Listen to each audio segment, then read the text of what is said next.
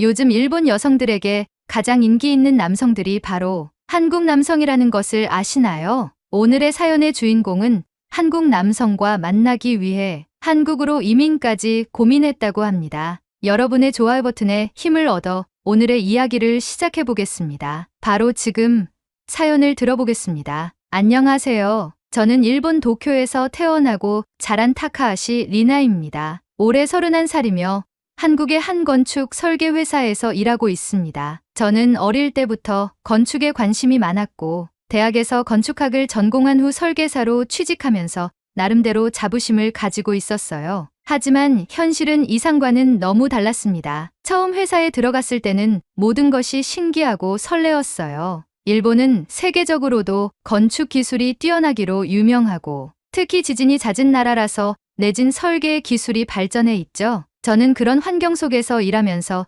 일본의 건축이 얼마나 정교하고 체계적인지 배우고 싶었어요. 하지만 몇 년이 지나자 이상과 현실의 괴리를 실감하게 되었습니다. 건축 설계사는 일반적으로 업무량이 많지만 특히 일본에서는 그 강도가 상상을 초월할 정도였습니다. 일주일 내내 야근을 하는 것은 기본이었고 주말에도 회사에서 도면을 수정하거나 클라이언트 미팅을 준비하는 일이 많았어요. 퇴근 시간은 저녁 6시였지만 실제로 사무실을 나서는 시간은 밤 11시가 넘는 경우가 많았죠. 오늘도 야근인가요? 회사 동료들과의 대화는 늘 이런 식이었어요. 다들 피곤한 얼굴로 책상 앞에 앉아 컴퓨터 화면을 응시하고 있었습니다. 문제는 이렇게 야근을 하면서도 제대로 된 추가 수당을 받지 못한다는 점이었어요. 회사에서는 야근 수당을 주기보다는 팀워크를 위해 모두가 함께 노력하는 것이 중요하다는 말을 했어요. 하지만 그건 결국 회사가 우리를 착취하는 것과 다를 바 없었죠. 여성으로서의 한계도 느껴졌습니다. 일본의 건설업계는 여전히 남성 중심적인 문화가 강했고 여성 건축 설계사는 흔하지 않았어요. 회사 내에서도 중요한 프로젝트는 대개 남성 설계사들에게 돌아갔고 저는 보조적인 업무를 맡는 경우가 많았어요. 의견을 내더라도 가볍게 무시당하는 일이 많았고 회의에서 제대로 된 발언권을 얻기 어려웠습니다. 리나 씨, 이번 프로젝트에서는 일단 서포트 역할을 해주세요. 경력 7년 차인데도 여전히 서포트 역할을 해야 한다는 말이 참 서글펐습니다. 일본에서 건축 설계사로 일하면서 가장 신경 쓰이는 부분은 지진이었습니다. 일본은 세계적으로도 지진이 잦은 나라입니다. 저희 회사에서도 내진 설계를 중요하게 다루고 있었지만 현실적으로 모든 건물을 지진에 완벽하게 대비할 수는 없었어요. 비용 절감을 위해 최소한의 내진 설계만 반영하는 경우도 많았고 저는 그런 현실을 보면서 점점 회의감을 느끼기 시작했어요. 그러던 어느 날 도쿄에서 강한 지진이 발생했습니다. 그날 아침 저는 평소처럼 사무실에서 도면을 검토하고 있었습니다. 그런데 갑자기 바닥이 흔들리기 시작했어요. 처음에는 가벼운 진동이었지만 점점 강해지더니 서랍이 흔들리고 커피잔이 책상 위에서 미끄러졌습니다. 사무실 안에서 사람들이 웅성거리기 시작했고 몇몇 동료들은 당황한 표정으로 책상 밑으로 몸을 숙였습니다. 이 정도면 꽤 강한 지진인데 다행히 몇 분 후 흔들림이 멈췄지만 저는 그 순간 무언가 가슴 깊이 불안해지는 것을 느꼈어요. 일본에서 이런 지진은 흔한 일이었지만 만약 정말 큰 규모의 지진이 온다면 내가 설계한 건물들은 과연 안전할까? 그리고 이 나라에서 계속 살아도 괜찮을까? 이런 고민은 시간이 지날수록 점점 커졌습니다. 그런 고민을 하고 있던 시기에 우리 회사와 합력하는 한국 건설 회사에서 한 명의 엔지니어가 파견을 오게 되었습니다. 그는 저보다 2살 많은 박지훈이라는 한국인이었어요. 그는 구조 엔지니어로서 일본과 한국의 건축 기술을 비교하고 새로운 협업 방안을 모색하는 역할을 맡고 있었습니다. 처음에는 단순한 직장 동료로만 생각했어요. 하지만 함께 프로젝트를 진행하면서 자연스럽게 대화를 나누게 되었고 우리는 점점 친해졌습니다. 어느 날 저녁, 프로젝트 회의를 마친 후 우연히 둘이서 저녁을 먹게 되었습니다. 저는 한국의 건축 방식에 대해 궁금했던 것이 많아서 이것저것 질문했어요. 한국에서는 내진 설계를 얼마나 중요하게 생각해요? 한국은 일본처럼 지진이 잦지는 않지만 그래도 건축법이 점점 강화되고 있어요. 그리고 건축 기술도 빠르게 발전하고 있어서 요즘은 안전성을 고려한 건물이 많아지고 있어요. 그렇게 건축 이야기를 하다가 자연스럽게 한국의 직장 문화와 생활 방식에 대한 이야기로 넘어갔습니다. 리나 씨, 일본은 야근이 정말 많네요. 한국에서도 일이 바쁜 회사는 있지만 그래도 이렇게 매일 야근하는 건 흔하지 않아요. 특히 요즘은 젊은 세대가 워라밸을 중요하게 생각해서 야근을 강요하는 문화는 많이 사라지고 있어요. 그의 말을 듣고 저는 깜짝 놀랐습니다. 한국의 직장 문화가 일본보다 더 엄격할 거라고 생각했는데 오히려 젊은 세대가 적극적으로 변화를 만들어 가고 있다는 것이 신기했어요. 그리고 한국에서는 젊은 사람들이 사회 문제에 대해 목소리를 내는 편이에요. 일본처럼 조용히 참고 사는 분위기랑은 좀 다를 수도 있어요. 그날 이후로 저는 한국이라는 나라에 대해 다시 생각해 보기 시작했습니다. 그리고 한국에서 살아본다면 어떤 기분일까? 라는 질문이 머릿속을 떠나지 않기 시작했어요. 이민이라는 것은 쉬운 결정이 아니었습니다. 하지만 일본에서의 삶이 점점 버거워지는 상황에서 한국에서의 삶이 조금 더 나은 선택이 될 수도 있겠다는 생각이 들기 시작했습니다. 박지훈 씨와 함께 일한 지도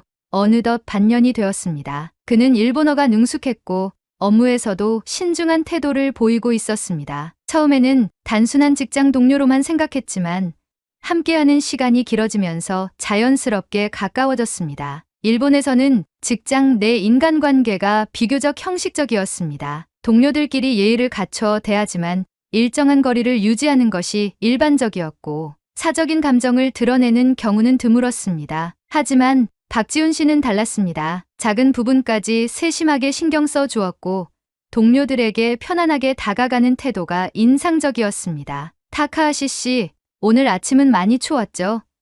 따뜻한 커피라도 한잔 하면서 시작하는 게 좋겠어요. 아침마다 사무실에 도착하면 박지훈 씨는 이렇게 먼저 말을 걸었습니다. 일본에서는 업무적인 대화가 아니라면 직장 동료끼리 사적인 이야기를 쉽게 나누지 않는 분위기였지만 그는 날씨나 점심 메뉴 같은 사소한 이야기부터 시작해 자연스럽게 대화를 이어갔습니다. 덕분에 아침마다 무거웠던 사무실 분위기가 한결 부드러워졌습니다. 회의를 준비할 때도 마찬가지였습니다. 보통 일본 직장에서는 연차가 낮은 사람이 자연스럽게 서류 정리를 맡거나 회의 자료를 출력하는 경우가 많았습니다. 하지만 박지훈 씨는 먼저 나서서 도와주었습니다. 타카하시 씨, 이 자료는 제가 정리할게요. 어제도 야근하셨다면서요? 그 말을 듣는 순간적으로 당황했습니다. 일본에서는 자신의 업무가 아니더라도 묵묵히 맡아서 하는 것이 당연한 분위기였고 그에 대해 특별히 감사를 표현하는 문화도 아니었습니다. 하지만 박지훈 씨는 업무를 함께하는 동료로서 자연스럽게 배려하는 모습을 보였습니다. 그뿐만이 아니었습니다. 어느 날은 퇴근 후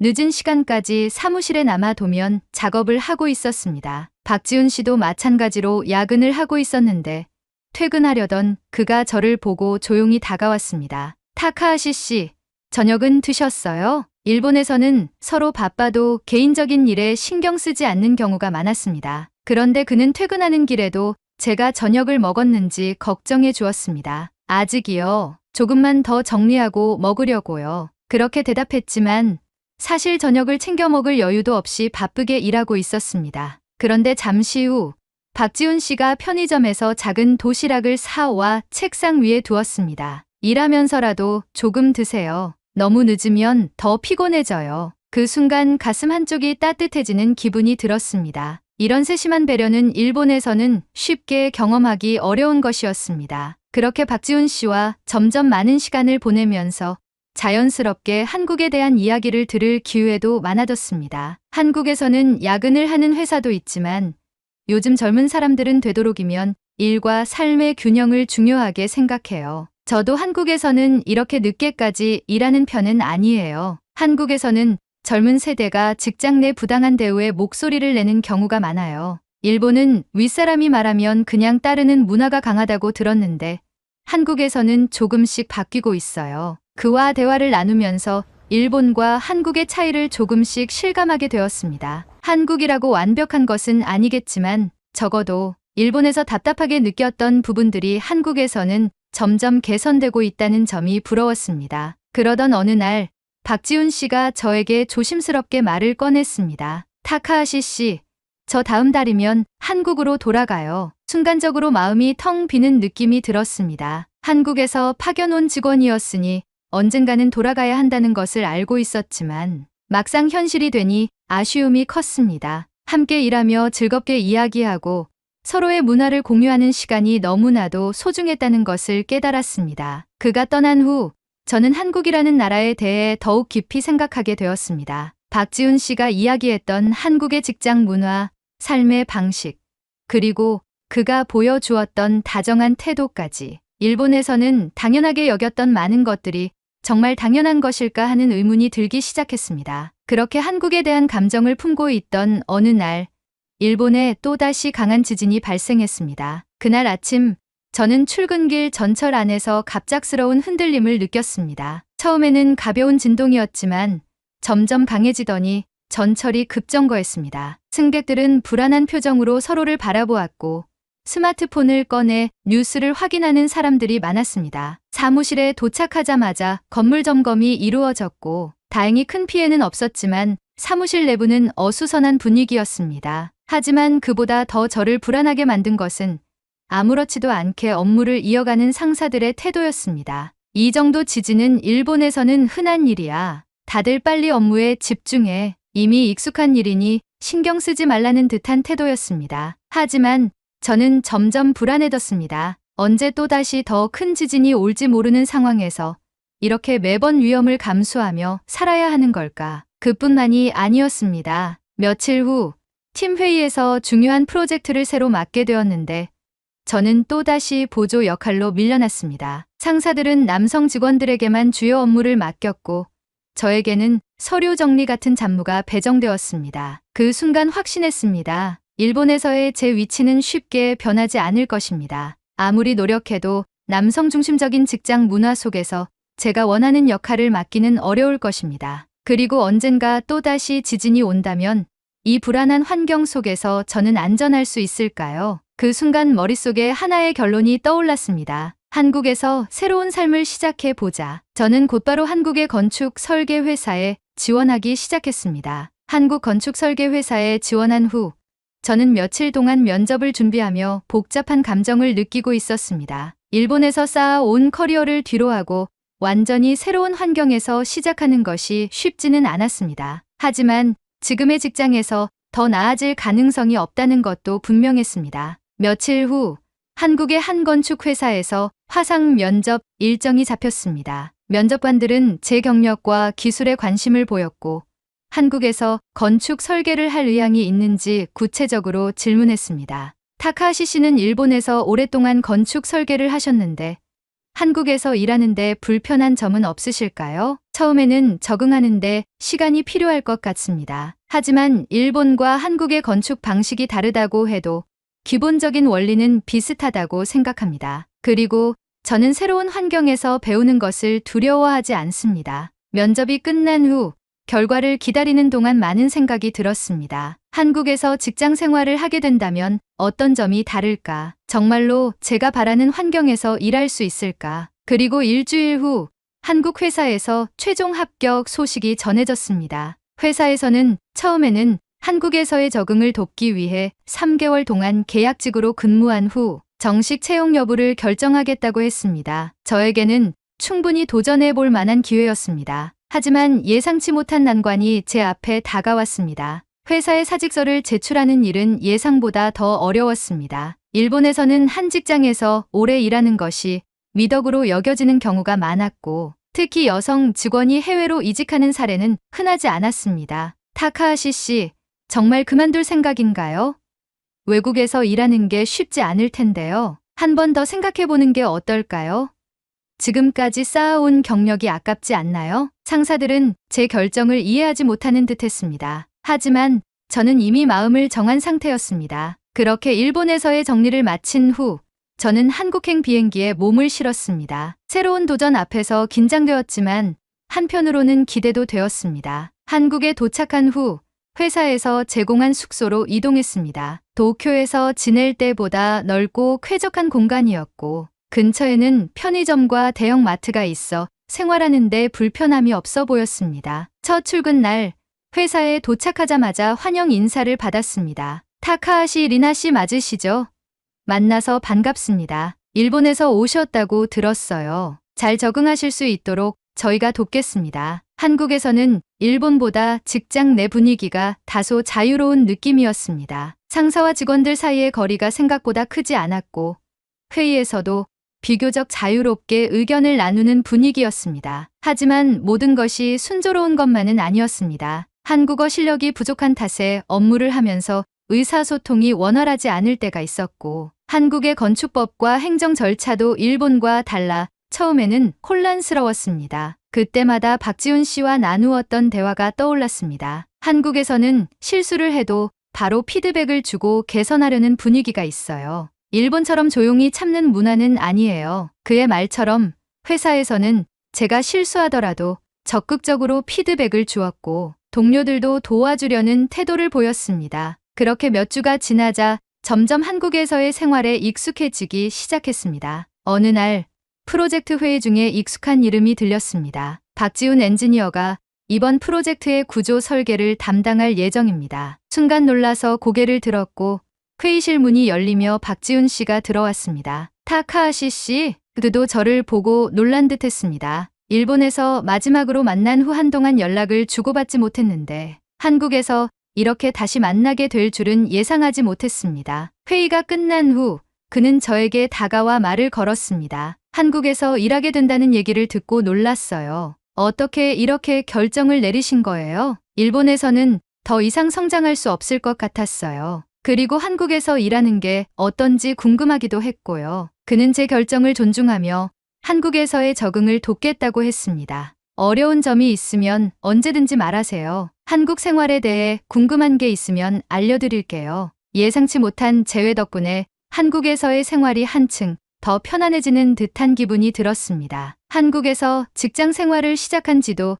어느덧 석 달이 되었습니다. 처음에는 언어와 문화 차이 때문에 어려움도 많았지만 시간이 지나면서 점점 적응해 가고 있었습니다. 직장 동료들도 적극적으로 도와주었고 박지훈 씨도 종종 연락을 하며 한국 생활에 대한 조언을 해 주었습니다. 덕분에 업무에 대한 부담도 점점 줄어들었고 한국의 직장 문화에도 익숙해질 수 있었습니다. 한국에서는 회의 분위기가 일본과는 달랐습니다. 일본에서는 직급이 낮은 사람이 의견을 내는 것이 조심스러운 경우가 많았지만 한국에서는 상대적으로 자유롭게 자신의 의견을 표현할 수 있었습니다. 상사들도 의견을 듣고 적극적으로 피드백을 주었고 회의가 끝난 후에도 편하게 질문을 할 수 있는 분위기였습니다. 그런 환경 덕분에 저는 점점 자신감을 갖고 업무에 몰입할 수 있었습니다. 한국 생활에 적응하면서 여러 가지 변화를 체감할 수 있었습니다. 출퇴근 시간에는 대중교통을 이용했는데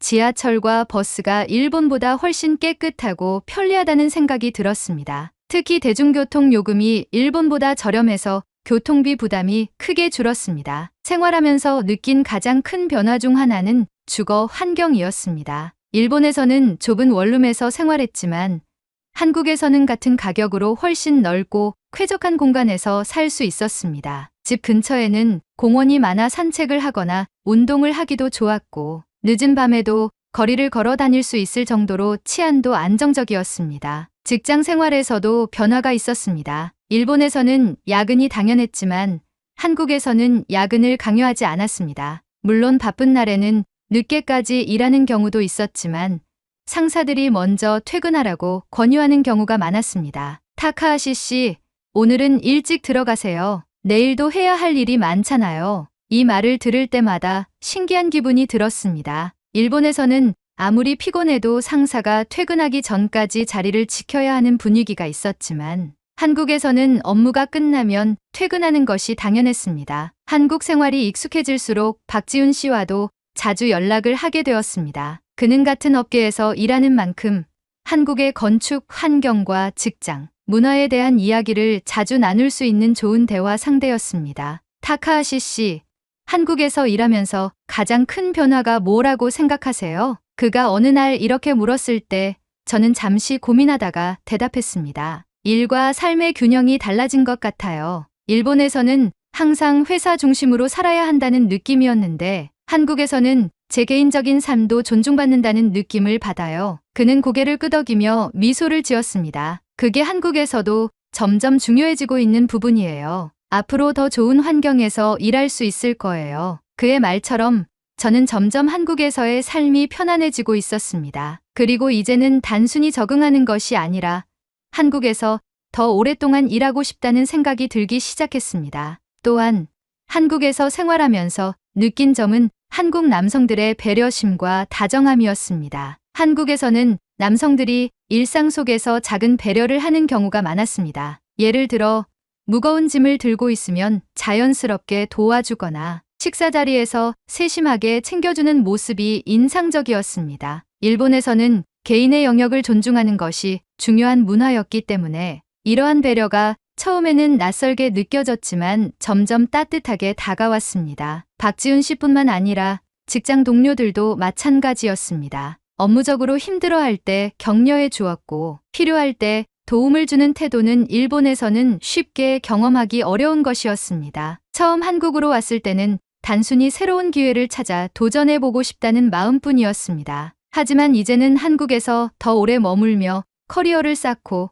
새로운 목표를 세우고 싶다는 생각이 들고 있었습니다. 회사에서는 저에게 정식 채용을 제안했고 저는 고민 끝에 받아들이기로 했습니다. 그날 저녁 박지훈 씨와 함께 저녁 식사를 하며 한국에서의 정착에 대해 이야기를 나누었습니다. 타카하시 씨, 이제 한국에서 계속 지내실 건가요? 그의 질문에 저는 잠시 생각하다가 고개를 끄덕였습니다. 네, 한국에서 정착하려고 해요. 일본에서는 더 이상 제 미래가 보이지 않았지만 한국에서는 가능성을 볼 수 있을 것 같아요. 그리고 한국에서 사는 것이 점점 마음에 들어요. 그는 기쁜 듯 웃으며 말했다. 잘 결정하셨어요. 타카하시 씨라면 분명 한국에서도 좋은 기회를 많이 찾을 수 있을 거예요. 한국에서의 삶은 저에게 많은 변화를 가져다 주었습니다. 일본에서의 답답함과 한계를 벗어나 더 자유롭게 일하고 더 나은 환경에서 살아갈 수 있는 가능성을 찾았습니다. 그리고 무엇보다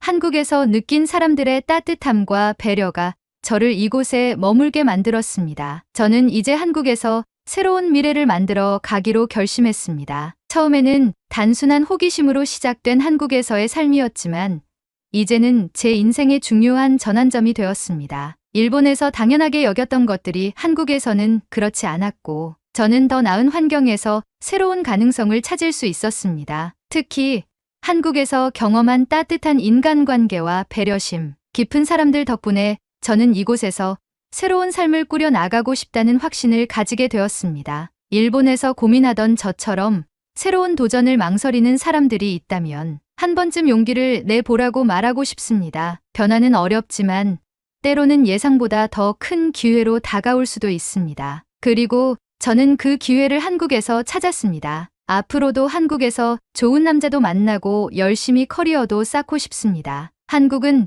제 인생의 제2의 나라가 되었습니다. 오늘의 사연은 여기까지입니다. 오늘의 이야기가 마음에 드신다면 좋아요 한번 꼭 눌러주세요. 여러분의 좋아요와 댓글은 영상 제작에 큰 힘이 됩니다. 다음에도 좋은 사연으로 여러분을 찾아오겠습니다. 시청해주셔서 감사합니다. 네?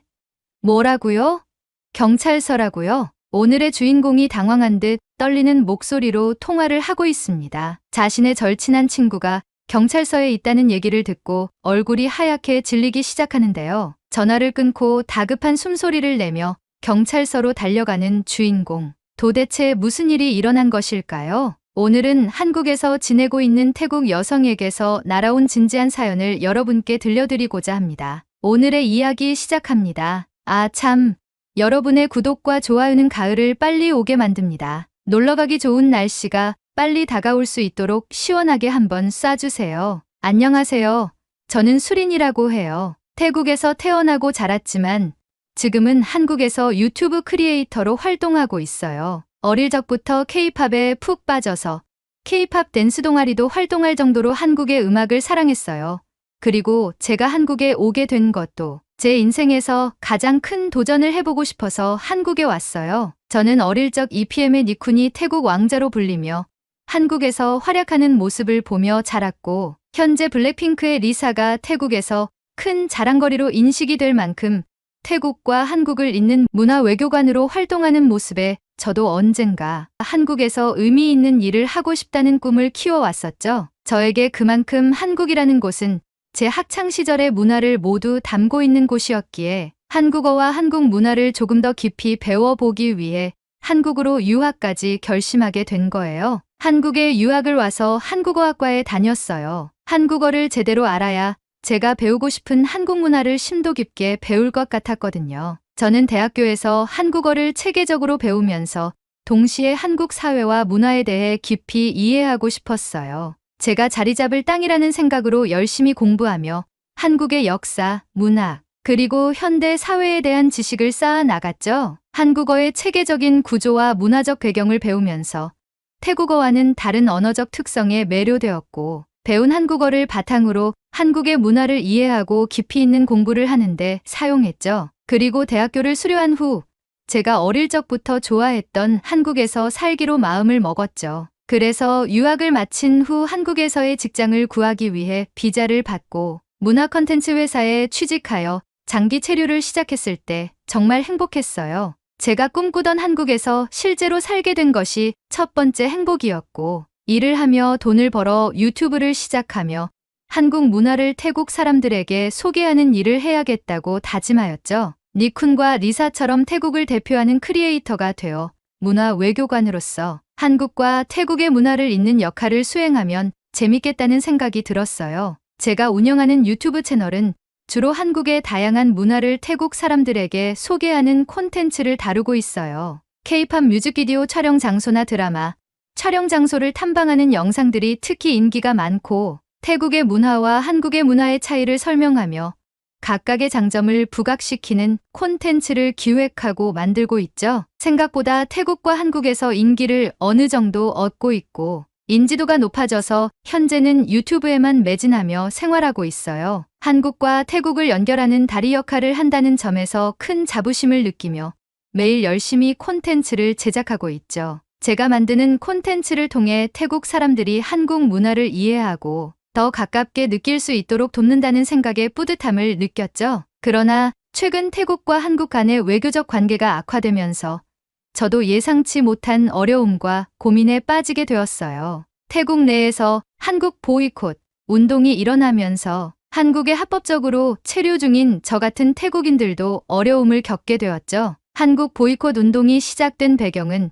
태국의 한 크리에이터가 한국으로 여행을 왔는데 입국 거부를 당했다는 영상을 게시하게 되면서 시작되었어요. 입국 거부에 대한 이유는 말하지 않고 한국이 태국인을 차별하고 입국을 거부하고 실제 한국 내에서도 굳은 일을 다 태국인을 시킨다는 한국에 대한 부정적인 내용으로 영상을 만들어 올렸는데 그것이 태국의 뉴스에 거론되며 크게 화제가 되었죠. 태국인들은 분노하여 한국인도 태국에 오지 못하게 입국 거부를 하자며 목소리를 높였고 심지어는 한국 제품에 대한 불매운동과 한국 문화인 K-팝과 한국 드라마, 한국 음식점 불매까지 하자고 하며 한국의 문화산업이 게시된 모든 것들에 빨간색으로 X 표시를 그리는 것을 SNS에 올리기 시작했죠. 심지어 태국의 정치인들까지 목소리를 높이며 자국인이 한국에서 차별당하는 모습을 보고 싶지 않으니 태국 경찰을 파견해 태국인들을 다 귀국 조치시킨다는 발언까지 해 화제가 되었죠. 한국에 대한 좋지 않은 이미지가 쌓이고 또 쌓이며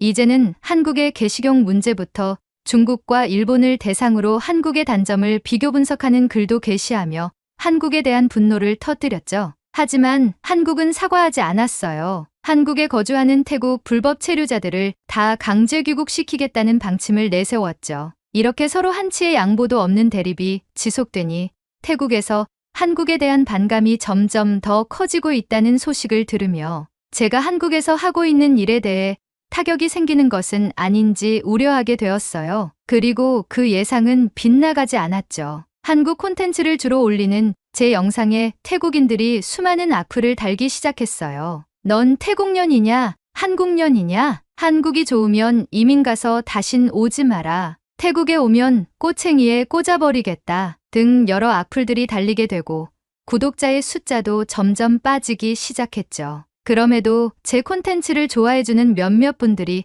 이런 상황 속에서 힘을 내라고 응원의 댓글을 써주셔서 감사한 마음으로 힘든 마음을 꾹 참고 콘텐츠를 만들어야겠다는 생각을 하며 묵묵히 제 일을 하고 있습니다. 하지만 저의 만족스러운 한국에서의 생활에 큰 악영향을 미칠 만한 사건이 하나 생겨버렸어요. 며칠 전 아주 오랜만에 태국에서 절친한 친구였던 말리에게서 연락이 왔어요. 말리는 제가 태국에서 대학을 다닐 때 K-팝 댄스 동아리에서 만난 친구였어요. 우리 둘 다 한국어와 한국 문화를 깊이 공부하고 싶어 했고 한국에서 댄스 공연을 해보고 싶다는 같은 목표를 가지고 있었죠. 말리와 저는 한국어를 배우며 한국 노래를 같이 부르고 한국 가수들의 춤을 따라 추며 함께 꿈을 키웠고 서로의 꿈을 응원해주는 좋은 친구가 되었죠. 제가 유학을 온 이후 그녀와 조금 멀어지기 시작했지만 SNS로 소통은 자주 하며 서로를 응원하고 있었어요. 그런 그녀가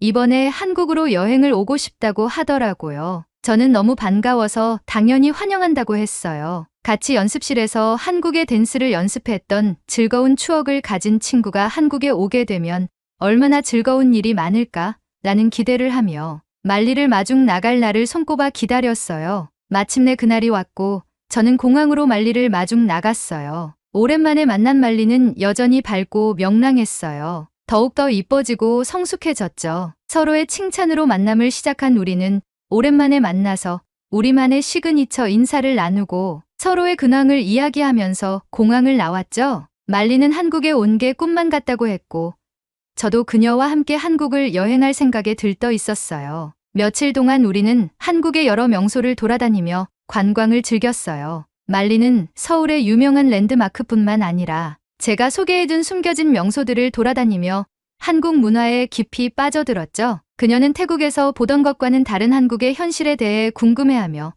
제가 알고 있는 모든 것을 물어봤어요. 한국의 음식, 패션, 그리고 사람들의 생활 방식까지 말리는 모든 것에 흥미를 보였죠. 그리고 길거리에서 울려 퍼지는 음악에 맞춰 몸을 움직이며 춤을 추며 걸어다니며 옛 추억을 되새기며 웃고 현재의 일상에 대해 이야기 나누었어요. 그러던 중 어느 날 평소와 같이 놀러갈 준비를 하는데 말리가 방에서 나오더니 갑자기 진지한 표정으로 저에게 고백했어요. 사실 이번 여행의 진짜 목적이 단순한 관광이 아니었다고요. 말리는 한국에 불법 체류를 하고 싶다고 털어놓았어요. 그녀는 태국에서의 경제적 어려움 때문에 한국에서 더 나은 일자리를 찾고 돈을 벌어 태국에서 조금 더 나은 삶을 살고 싶다고 했어요. 알고 보니 아빠가 회사에서 쫓겨나시고 가세가 기울어져 태국에서는 경제적으로 너무 힘들었기 때문에 이런 선택을 할 수밖에 없었다고 했죠. 그 말을 듣는 순간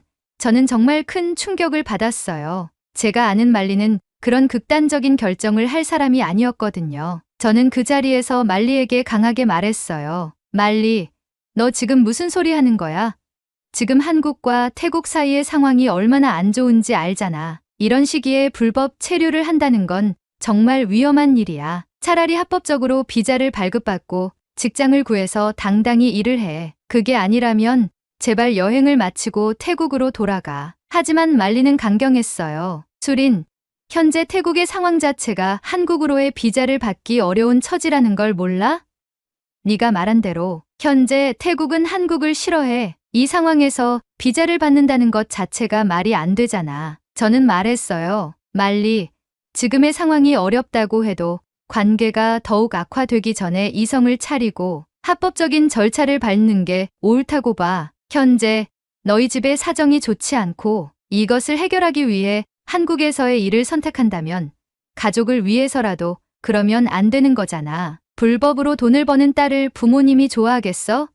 다시 생각해봐. 진심이야, 말리. 말리는 제 말을 듣고 나서야 자신의 계획이 얼마나 위험한지 깨달았는지 미안하다고 말했어요. 결국 말리는 여행을 마치고 태국으로 돌아가기로 했죠. 말리를 보낸 후 며칠이 지나고 저는 평소처럼 집에서 영상을 편집하고 있었어요. 그런데 제게 모르는 번호로 전화 한 통이 걸려왔어요. 통화 버튼을 누르고 통화를 하는데 저는 깜짝 놀라고 말았어요. 전화 온 곳이 경찰서라는 거예요. 당황한 저는 무슨 일인지 물어봤어요. 그런데 내용이 더 충격이었죠. 말리가 불법 체류를 시도하려고 한국으로 들어와 불법 체류를 돕는 브로커와 작당 모의를 하다가 적발되어 경찰에게 체포되어 경찰서로 들어갔다는 소식을 들었어요. 저는 그 말을 듣고 가슴이 철렁 내려앉았어요. 그녀가 태국으로 돌아간다고 했던 그 약속이 거짓말이었다는 사실을 알게 되자 믿기 힘들었죠. 말리가 정말로 불법 체류를 시도했다니. 그 순간 머릿속이 하얘지면서 제가 뭘 해야 할지 몰랐어요. 저는 통화를 종료하고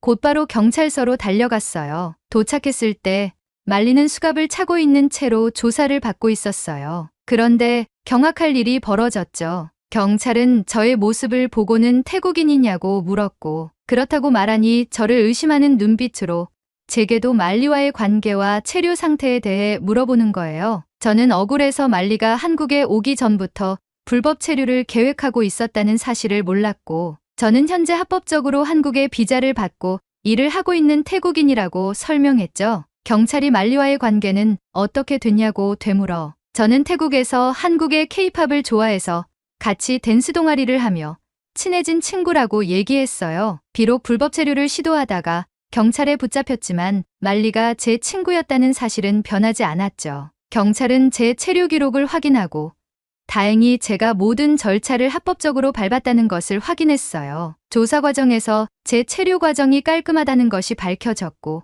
저는 오해를 풀 수 있었어요. 그러나 말리의 경우는 달랐습니다. 그녀는 불법 체류를 시도한 것이 확인되었고 말리가 만난 브로커는 한국의 안마시술소로의 취업을 알선해주는 사람이었죠. 경찰은 말이 좋아 안마지 성매매 알선과 같은 불법 행위라고 말하며 말리에게 결국 강제 귀국 명령을 받게 하였죠. 저와 말리는 경찰서에서 나온 후 말리에게 아무 말도 할 수 없었어요. 말리도 그 사실을 받아들이는 듯 무거운 표정이었어요. 말리와 함께 경찰서에서 나왔을 때 그녀는 눈물을 흘리고 있었어요. 저는 그녀를 위로할 말이 떠오르지 않았어요. 그녀는 미안해, 수린. 내가 그렇게 말렸는데도 내가 어리석었어. 라고 말했어요. 저는 그 말을 듣고 너무나 안타까웠지만 더 이상 말리를 도와줄 방법이 없다는 걸 알았어요. 그저 고개를 떨구고 한숨만 내쉬었죠. 말리는 경찰들과 공항으로 향했고 저는 멍하게 땅을 바라보며 집까지 걸어갔어요. 그날 이후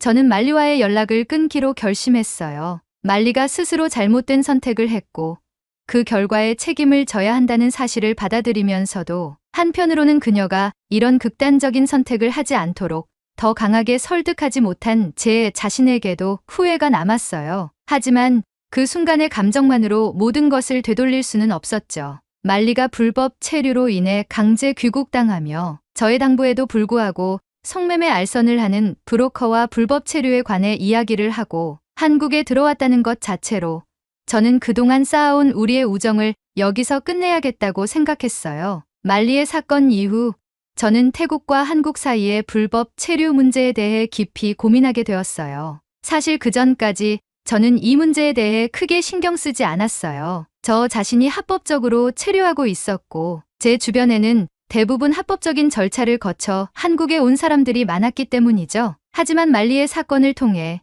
이 문제는 더 이상 남의 이야기가 아니라는 것을 깨달았어요. 얼마나 심각한지 태국인의 불법 체류에 대해 찾아보기 시작했어요. 그리고 결과를 확인하고 저는 깜짝 놀랄 수밖에 없었어요. 알고 보니 한국에서 체류 중인 태국인들 중 상당수가 불법 체류자였어요. 그 수는 무려 15만 7천 명에 이른다고 해요. 이 숫자는 정말 놀라웠어요. 이 많은 사람들이 불법적인 방법으로 한국에 머물고 있다는 사실이 믿기지 않았어요. 왜 이렇게 많은 태국인들이 불법 체류를 선택하는 걸까?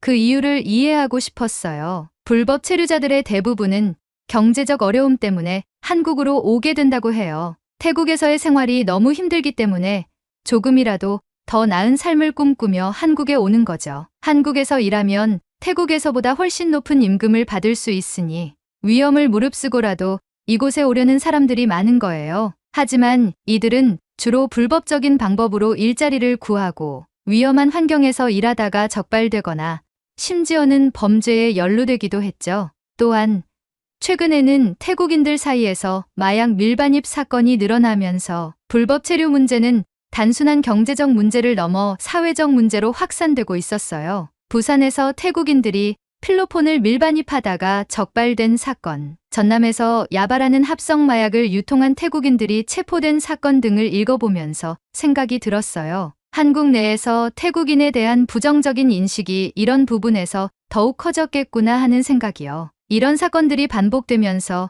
한국 정부는 태국인들의 입국 심사를 더욱 강화할 수밖에 없었어요. 합법적인 절차를 밟은 사람들조차도 까다로운 심사를 받게 되었고, 그로 인해 정당하게 한국에 온 태국인들까지도 차별적인 대우를 받게 되었죠. 말리의 경우도 그런 문제에 휘말린 하나의 사례였어요. 하지만 한국의 태국인 불법 체류자들의 삶은 정말 어려웠어요. 그들은 합법적으로 일할 수 없기 때문에 주로 건설 현장이나 공장, 식당 등에서 저임금 노동을 하더라고요. 법적으로 보호받지 못하기 때문에 노동 환경도 열악하고 언제 적발될지 모르는 불안 속에서 살아가는 거죠. 그렇다고 한국에서 안정적인 생활을 기대할 수도 없는 게 불법 체류자라는 것을 악용하는 한국의 사장들이 많아서 태국인들은 사장들에게 잘 보이기 위해 악용당하지 않기 위해 살아남기 위해서 일하게 되는 거죠. 만약 적발되면 강제 추방될 뿐만 아니라 한국에 다시는 돌아올 수 없게 돼요. 더욱 심각한 문제는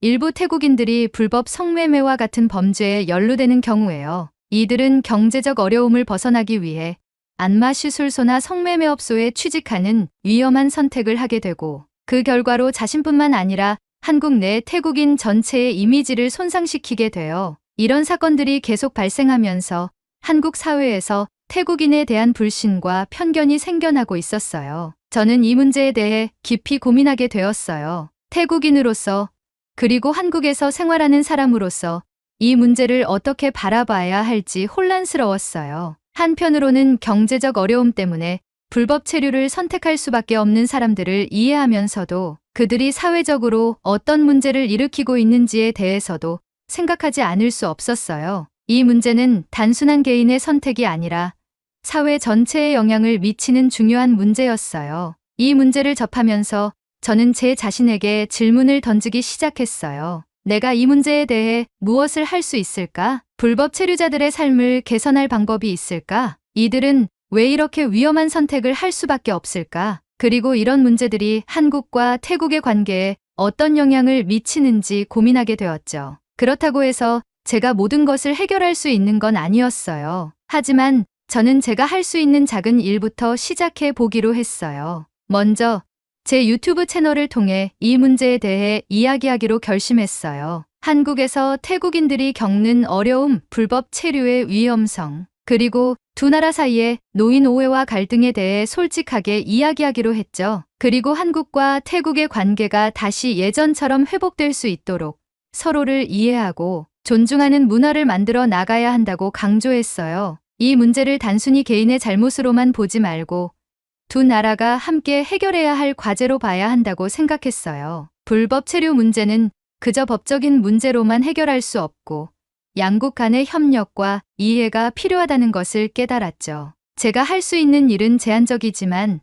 작은 목소리가 모여 큰 변화를 일으킬 수 있다고 믿고 있어요. 저는 앞으로도 한국과 태국 사이에서 두 나라가 더 나은 관계를 맺을 수 있도록 노력하려고 합니다. 그리고 그 과정에서 불법 체류 문제도 함께 해결할 수 있는 방법을 찾아나가려고 해요. 하지만 저는 여전히 두 나라 간의 갈등이 쉽게 해결되지 않을 것임을 잘 알고 있습니다. 작은 목소리가 모여 큰 소리가 되려면 시간이 걸리니까요. 그래서 이렇게 여러분께 제 이야기를 전하며 도움을 요청드리고자 합니다. 한국과 태국이 다시 예전처럼 우호적인 관계를 회복하려면 무엇을 해야 할까요? 저는 이 갈등 속에서 우리가 함께 할 수 있는 일이 무엇인지 고민하고 있습니다. 불법 체류 문제를 해결하기 위해서는 양국의 협력과 서로에 대한 이해가 필요합니다. 여러분의 지지와 도움이 절실히 필요합니다. 저와 함께 이 문제를 해결하고 두 나라를 더 나은 방향으로 이끌어갈 수 있도록 도와주세요.